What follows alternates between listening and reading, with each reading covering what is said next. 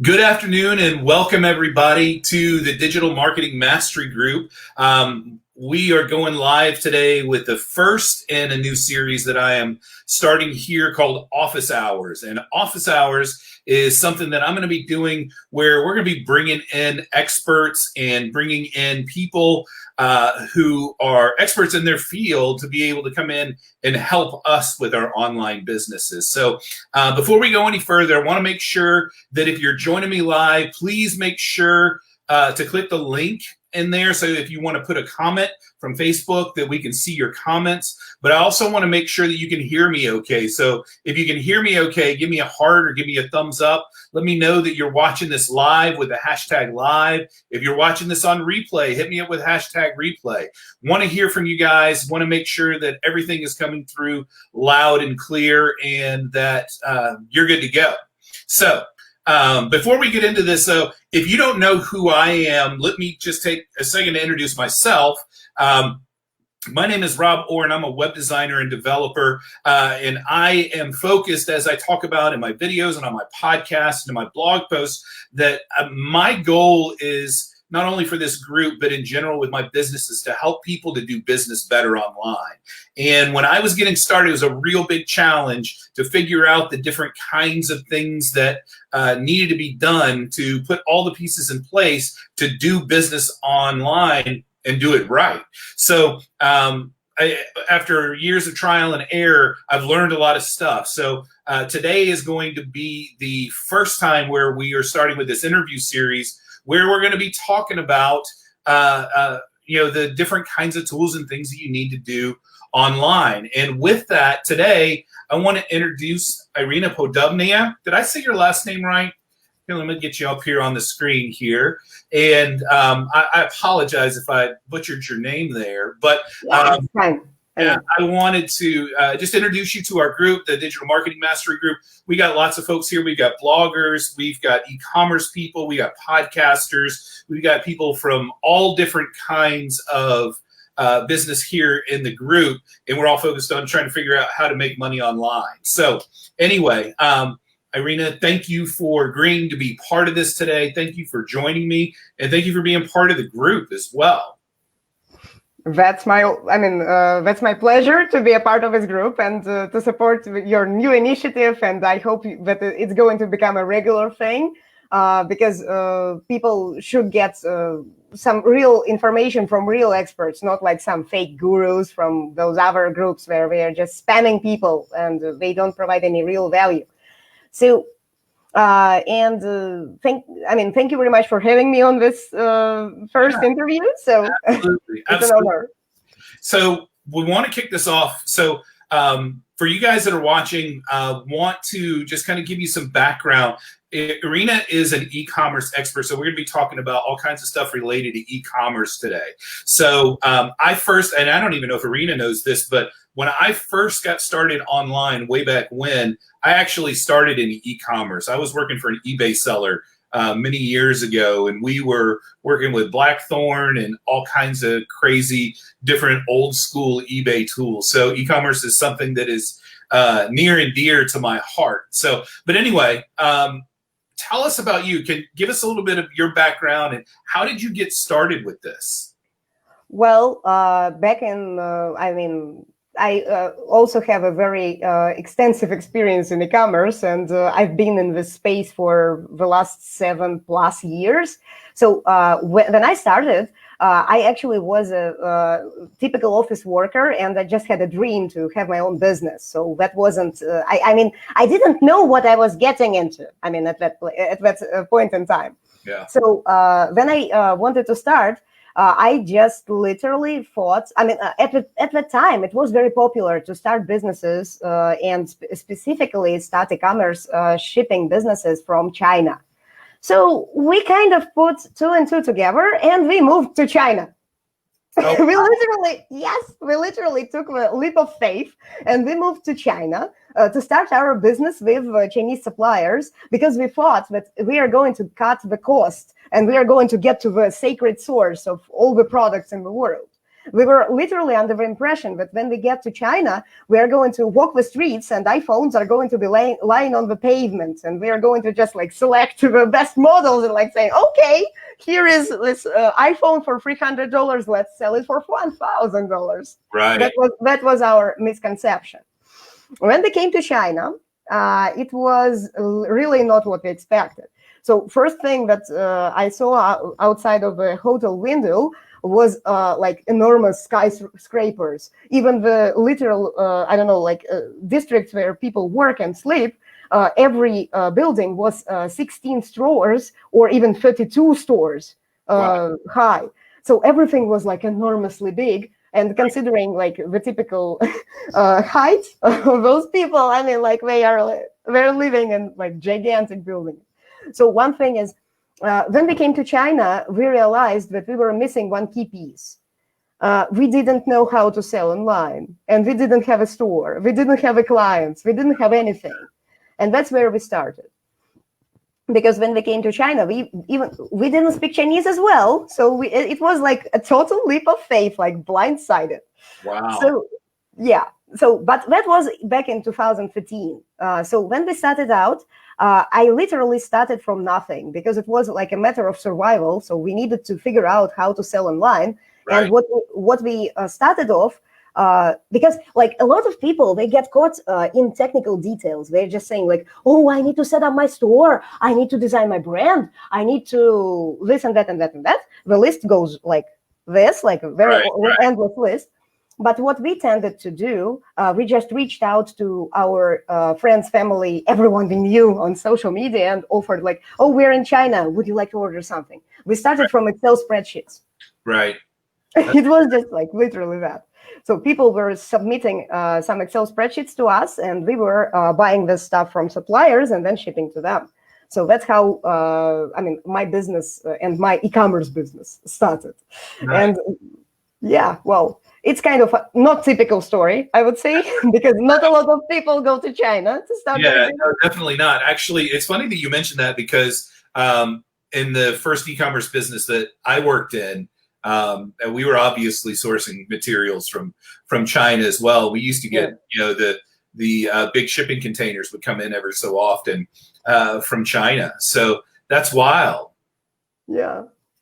Wow. So we just thought that if we're going to start business with China, why not go to China?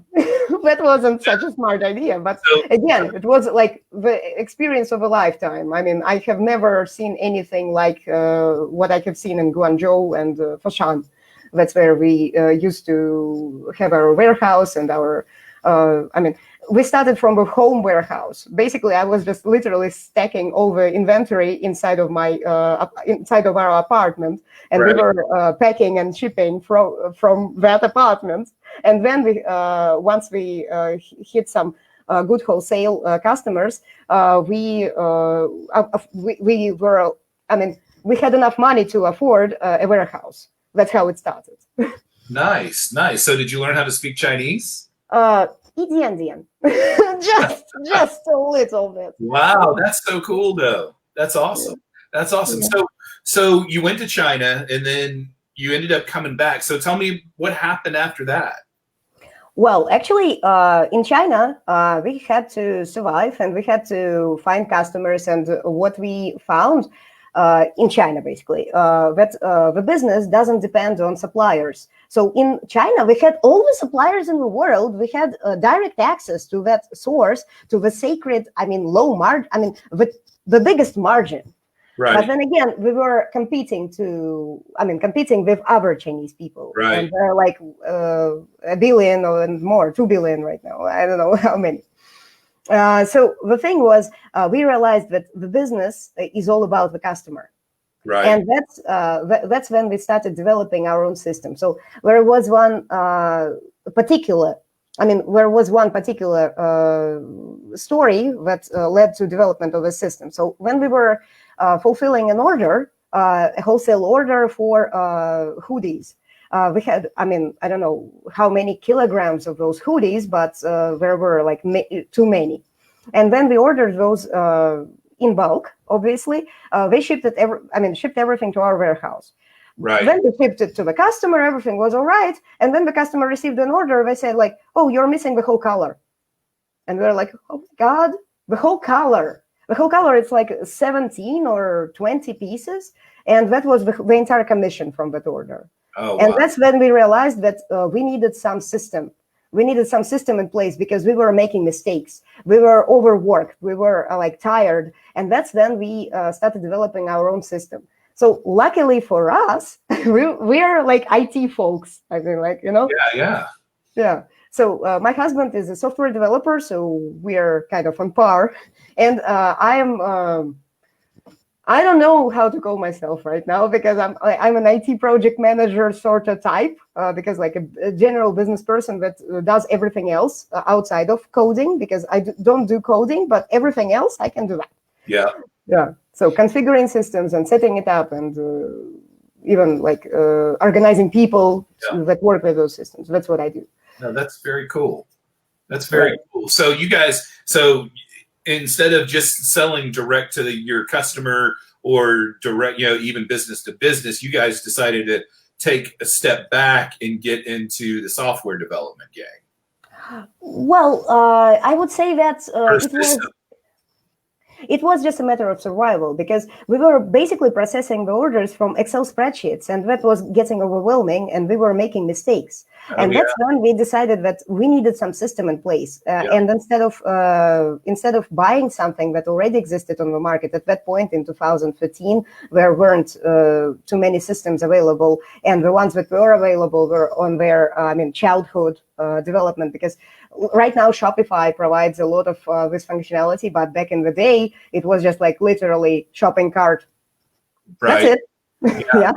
No, I remember that. I remember that very clearly because back in the day, I used to build Magento stores, and I remember what a bear it was to work with some of that stuff. So I'm totally with you there. I know where you're coming from. So what is it that you're seeing that, you've been doing this for a while? What are some of the things that you are seeing that the e-commerce store owners are struggling with now? Oh, well, actually, COVID-19 situation, it impacted e-commerce in a big way because some stores, they are thriving right now. They cannot fulfill orders fast enough. And the other stores, they are just going out of business because they don't know what to do in the new space. So I think the e-commerce business is currently adapting to the shifts in economy, because a lot of people are buying toilet paper in bulk right now. They were not in the past. So, or the masks, the medical masks, this is still a trend. Oh, by the way, print on demand masks, they are hot right now. Because who wouldn't want to have a custom printed mask with some, dragon face, or maybe a tiger or something. So those are interesting. Yeah, well, and that's going to be the new normal, at least for a while, right? Yeah. Everybody's going to be wearing a mask everywhere they go. Yeah, that seems to be the trend, at least.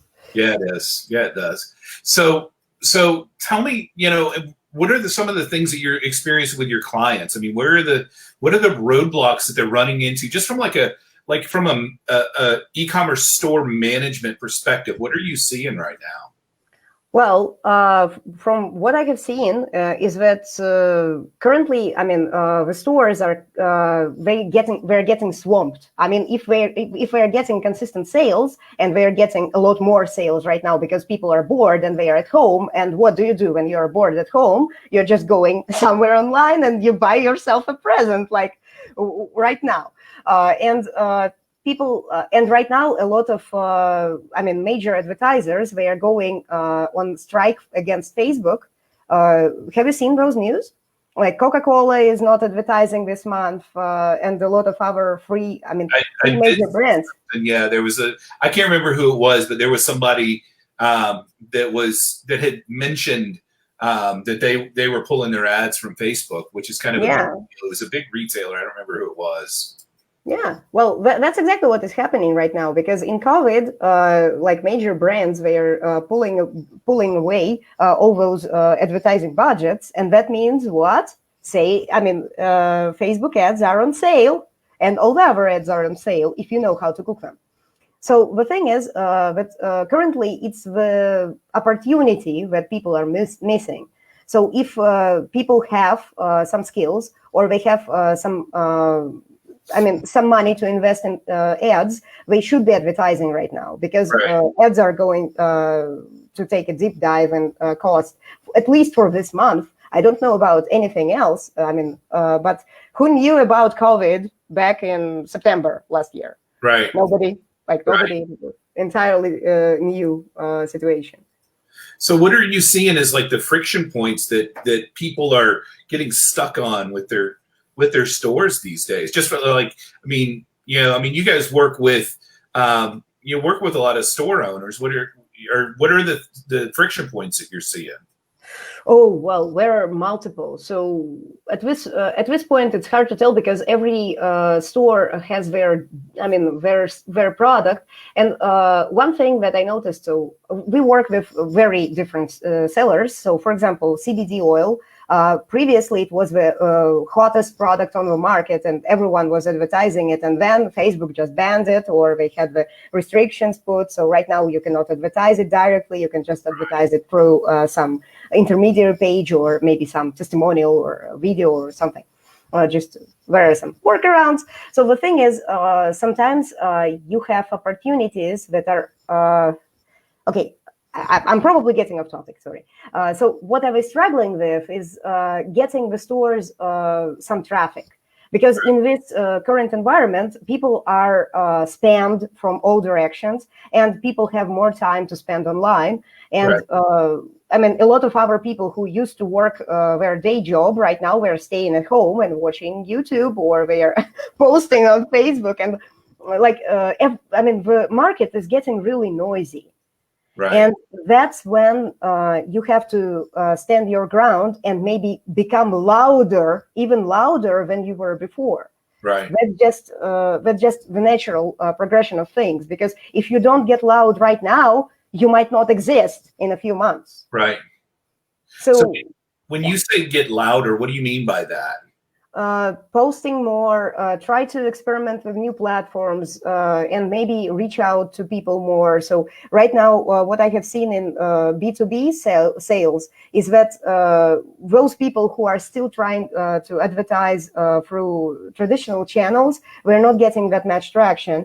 But people who go for direct outreach or lead gen or something that is going to just grab person by the hand and drag them into your business. So that's what is. So marketing is getting more aggressive, because there is not so much demand, at least in certain spaces. But in certain spaces, there is more demand, like medical masks. Like, buy it, sell it.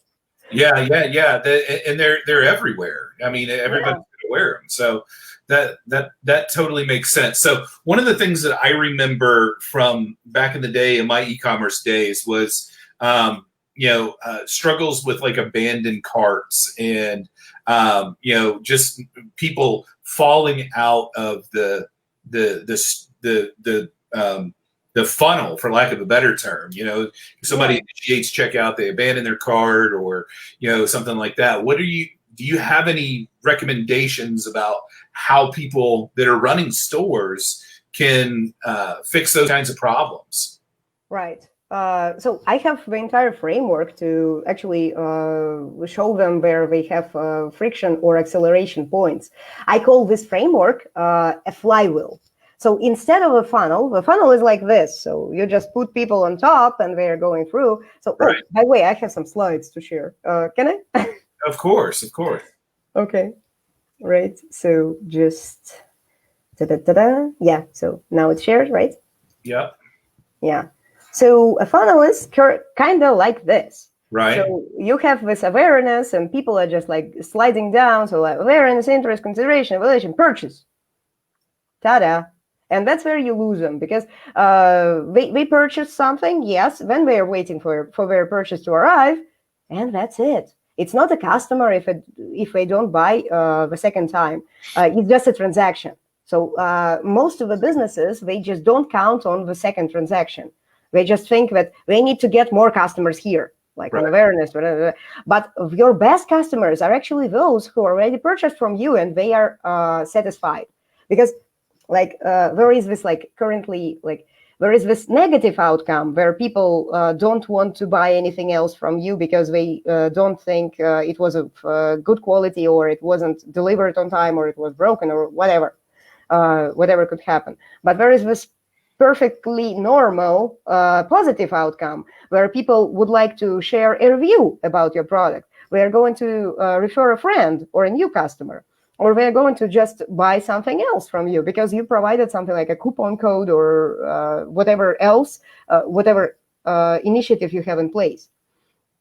So the thing about this is that, yes, there is a certain friction point that could be connected to the cart checkout. So, for example, if a customer doesn't see their preferred payment method, they could churn from that stage, or they could abandon their cart because, like, oh, I was ordering the goods for my wife. Oh, a squirrel. And then, you never see that customer. So you could put an email follow-up on this stage because if the person at least opts in, so they start with the checkout. In Shopify, for example, they have it by default.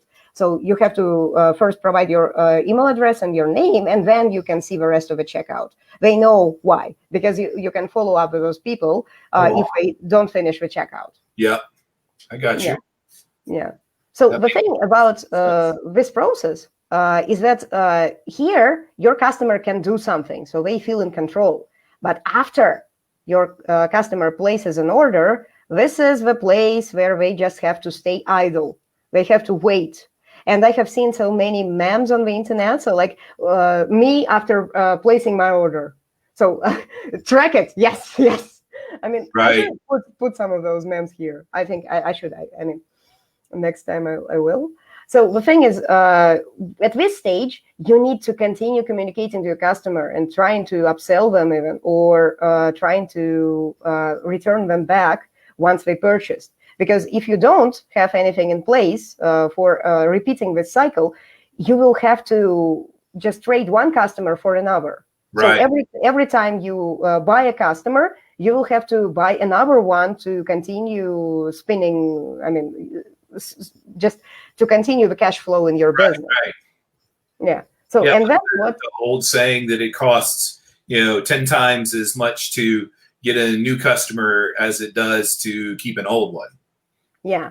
Well, at least 5 times, but 10 times as well. So it depends on the type of customer. I think in B2B sales, it could be even 100.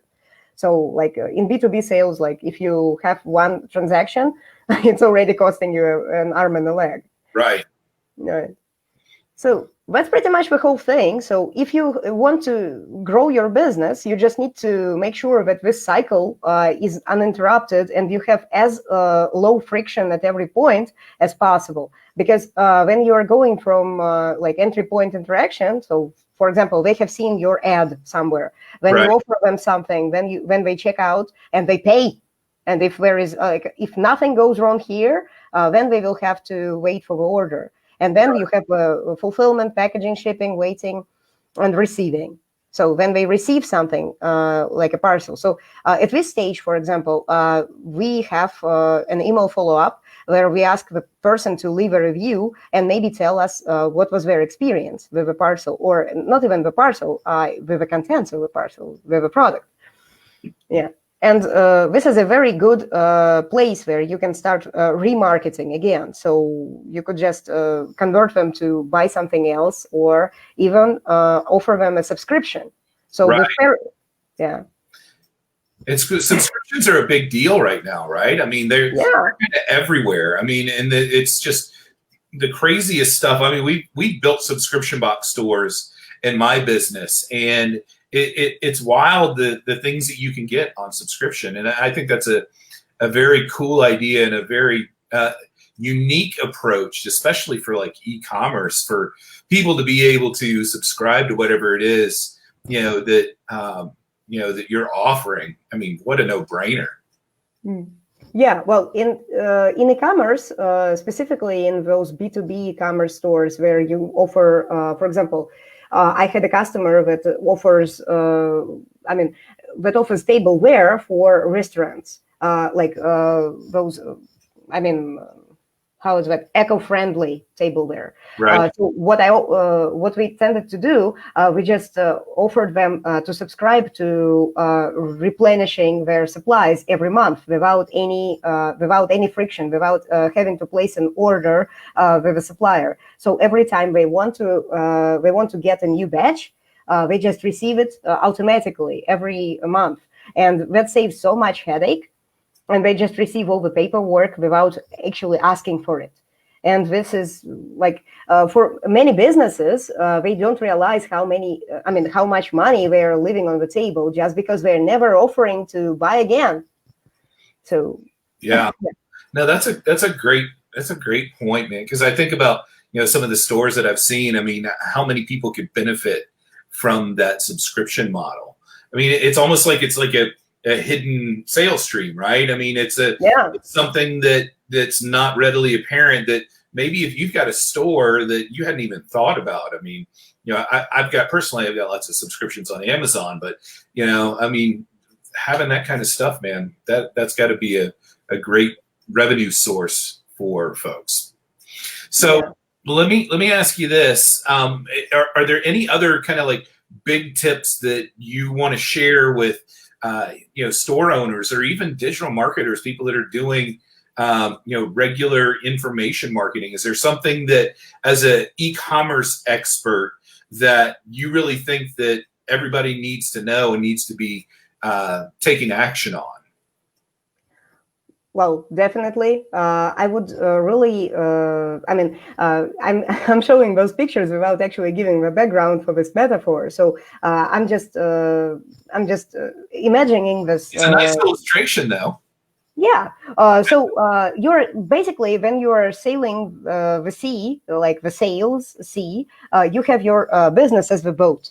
So when you're just starting out, a lot of people they want to just build the biggest boat ever. And they don't want to grow naturally. They just start from the end in mind. So basically, when they're starting their e-commerce business, they are building Amazon without actually going through all the stages that are required to grow that business to that stage. Right. So what I would say is that the most common mistake that I have seen is that people invest a lot of money and effort into setting up the store, building their, drawing their logo, then buying inventory from China, waiting for that inventory to come, then stocking all that inventory in their garage, because they don't have a warehouse yet, and then, and only then, attempting to sell something.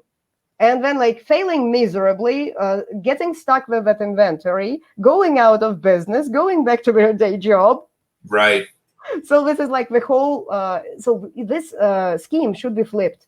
So a lot of businesses, especially currently, they're starting from other models that don't require upfront investment. So what I call a raft. So first thing first, you don't need inventory to start selling. You need marketing, you need customers. And that's what we realized when we came to China. So when you have all the inventory in the world, you have all the suppliers, it doesn't help you to sell anything. Like a dime, nothing. It depends on the customers. If you don't have customers, if you don't have an audience, if you don't have anything upfront, you're going to be stuck at the shore without a dime in sales. That's so true too. And I've learned this lesson, and it seems like I learn it every week, is that your audience and your community is absolutely everything. Yes. And we're currently a lot of models. So everyone thinks that the only model that you can start with is called dropshipping. So yes, you are dropshipping from China. This is the only model that you can start with. And you are you find a supplier and then you resell their products. Right. But this is by far not the only model. Right. So I have this illustrations here, so to illustrate different things. So there is this thing called arbitrage. Arbitrage could be, you can even dropship from currently established businesses like eBay, Amazon, or something. So you could find something on the platform that's already selling stuff, and you could be dropshipping from there. China is not the only source, specifically in post-COVID times, because I mean, there are a lot of brick and mortar stores currently that are stuck with inventory. They cannot sell it. They don't know how to sell anything online, but Yeah. they have a lot of inventory purchased already. And some of that inventory is perishable. Yeah. Which is putting some fire under their butt just because they need to sell it before it goes bad. That makes total sense. So how would you go about finding those kinds of suppliers? Well, I think if you are in every country, it doesn't matter in which country you are, because if you are not in US or in other English-speaking countries, it doesn't matter really where you are. You can still find something like a wholesale market in your city, or you can find those stores that you go by every day and just knock on their doors and ask them about if they have excessive inventory. Yeah. So you can be very inventive when you don't have money. Yep. Because one thing is, if you want to go fast, invest money. If you want to grow naturally, you can be creative. And this is all about creativity. You see, like this raft is built of whatever it is, whatever you found, really. Yeah. So this is one way how you can start your e-commerce business. You can literally just find something like, in our country, it's OLX, in Craigslist or whatever. So people just give stuff away because they fear that it's going to go bad. So you can even get a lot of inventory for free and then resell it on eBay, Amazon, or Shopify or ClickFunnels or whatever. Right.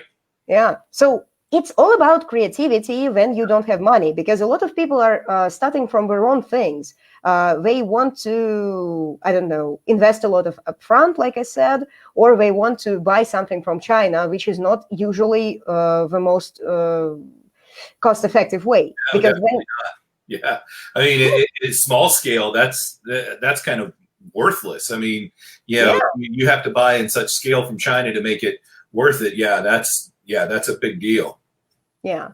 Well, another thing that you could be doing, you could be creative. So whereas such services called print on demand, where you can just benefit from your creativity, you create a design that people love, and then you put it on a T-shirt, and you don't print a thing. You don't do anything. You create a mug or a T-shirt or a hoodie just based on your design, and people want it, and print on demand service is just going to fulfill it for you. So all you are responsible is for creativity and establishing a brand, and maybe setting up an account on that one of those services.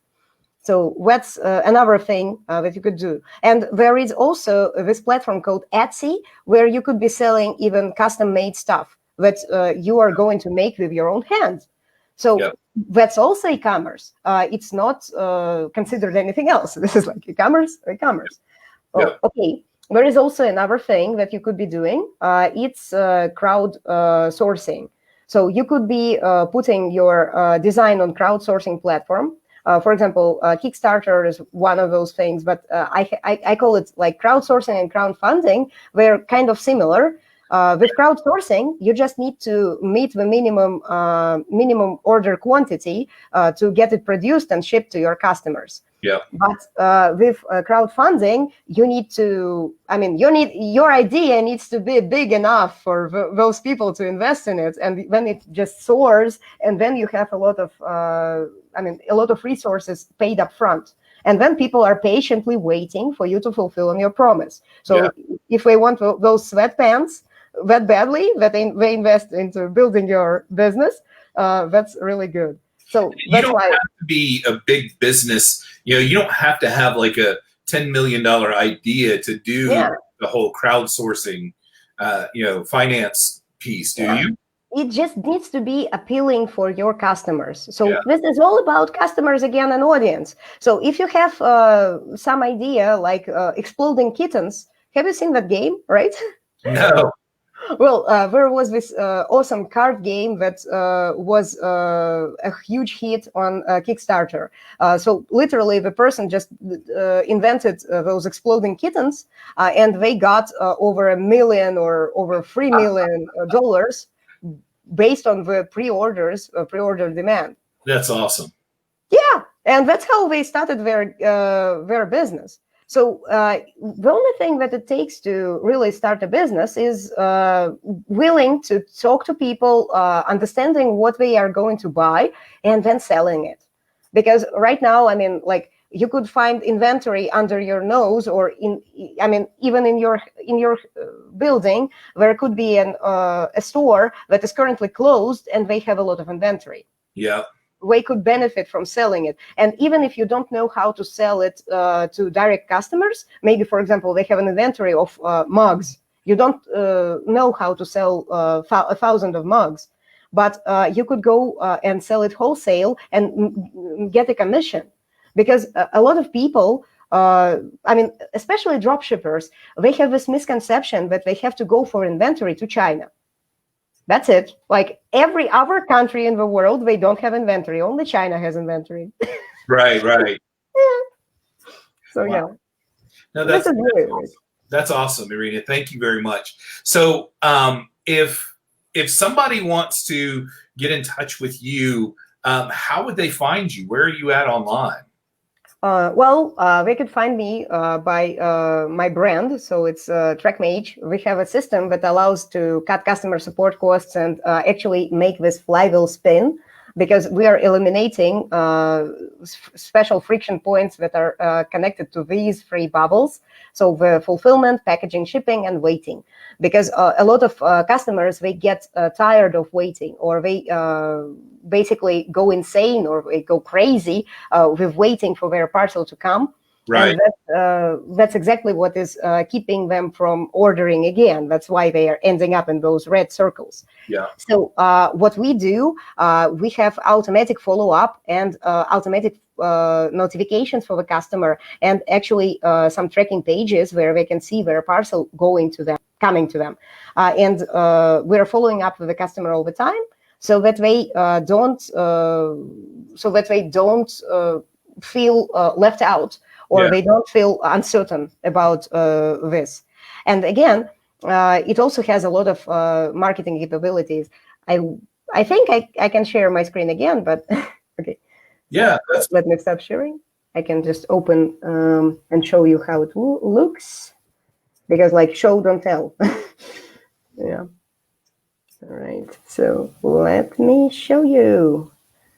So, right. And also, I'm probably going with super speed, and I tend to speak really fast. So slow me down if I'm just going. No, you're good. You're good. All right. So this is how it looks. So for example, we're shipping something from India to United Arab Emirates. So we have like this delivered status. This is how the reviews look. And this is the page. It's mobile responsive out of the box. So yeah, you can customize any part of this page. So you can replace the brand with your brand. It has a lot of features inside of the search. So it has a search page that you can embed in your store, where people can look by their tracking number, by their order number, or their email, if I don't remember any of that information. Nice. Because a lot of stuff, 70% of customer support requests are, where is my order? Really?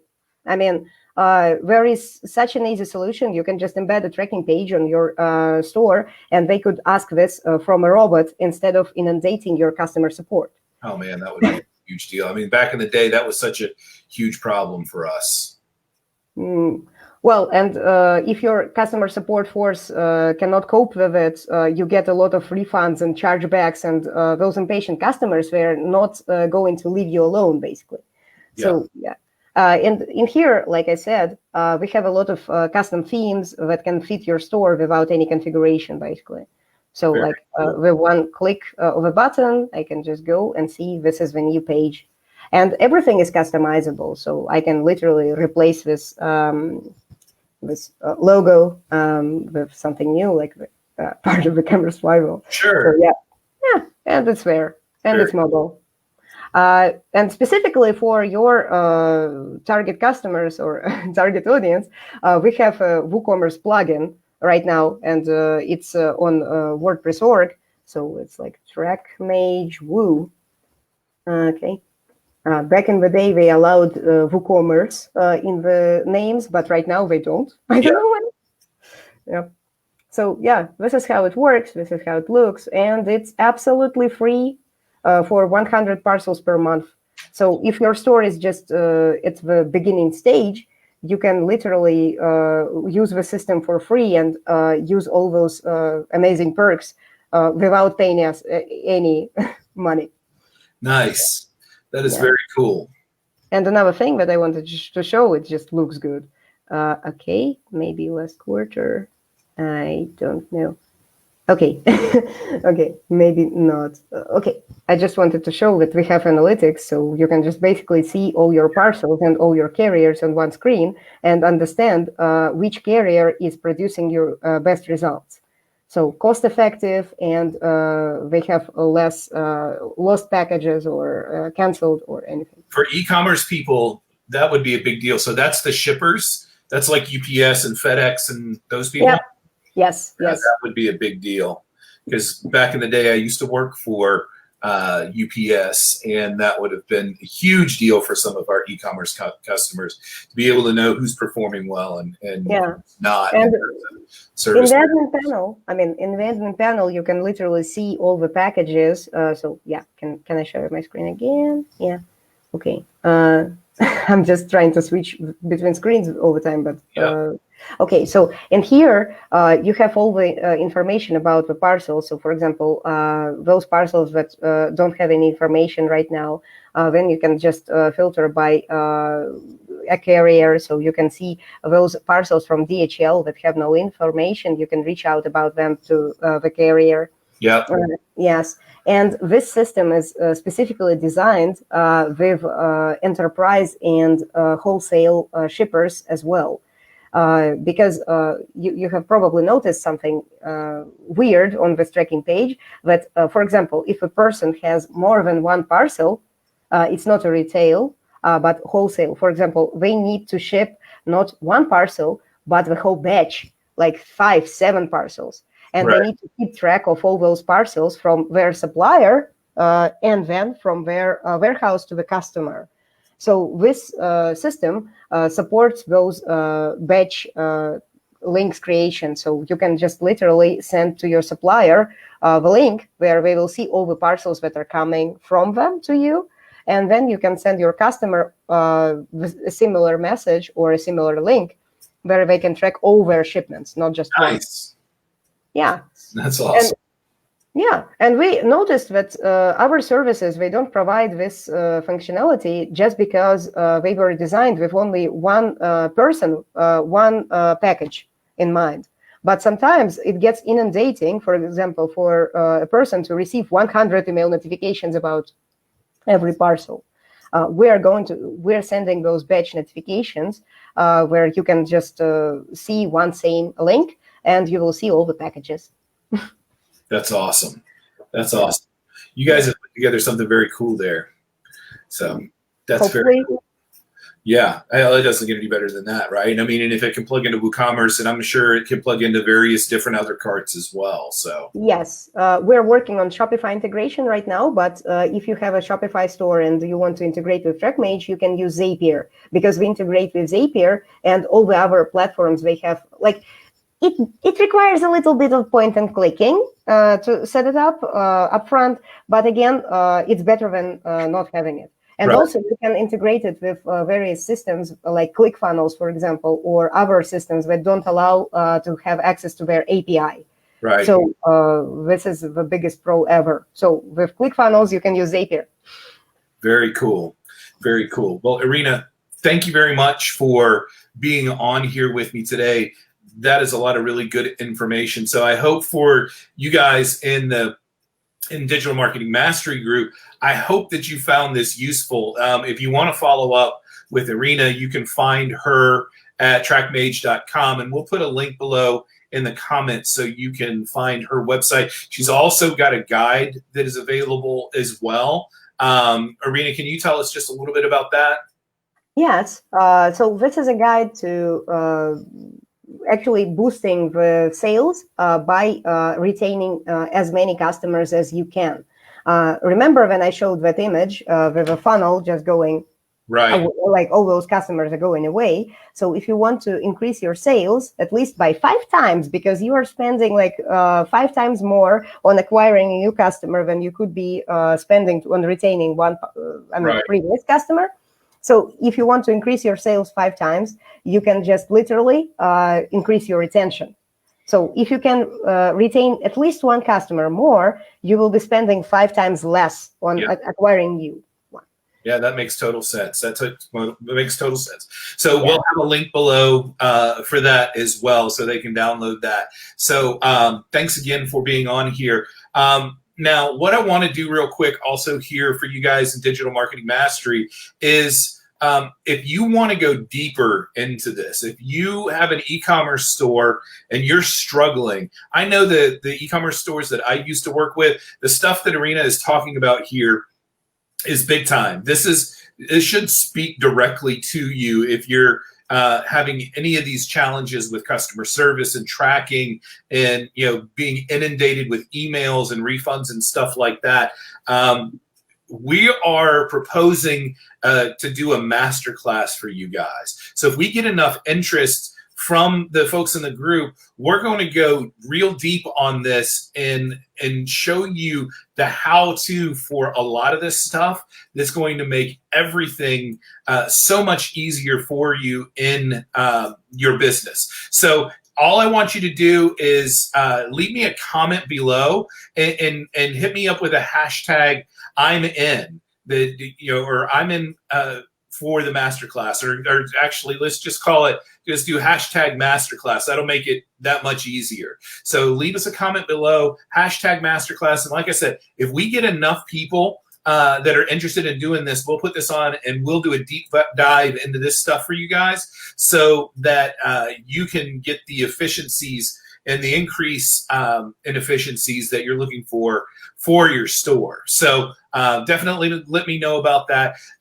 Irina, thanks again for being on today. I really appreciate it. I hope that you guys in Digital Marketing Mastery have found this useful. So definitely let me know what your thoughts are. Let me know what you would like to see. I want to hear from you about the kinds of things that you want to learn about in this class. So I've got a whole lineup of folks that I'm going to be bringing into the group, but I also want to hear from you guys on what you want to know. So that's all we've got for you guys today. Like I said, if you are interested in the masterclass, hashtag masterclass below, and then we'll follow up. If we get enough people interested, we'll get that going. So that's all we've got for you guys today. Until next time, you guys take care. Bye. Bye. Thank you.